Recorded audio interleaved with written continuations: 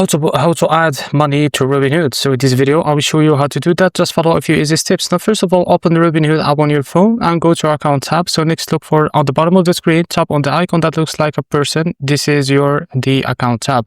Now after that, tap on transfers. So in the account section, you will see an option that says transfers. Tap on it to open the transfer page.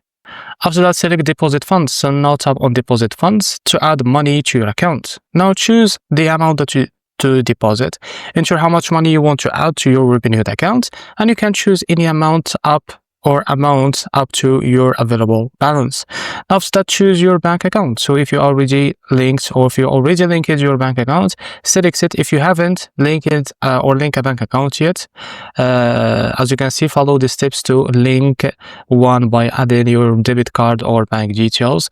Now you can confirm the deposit. So after entering the amount and selecting your bank, tap submit to confirm. The money will be added to your Robinhood account. So this is how to add money to Robinhood. If you found this very helpful, please like and subscribe. See you next video.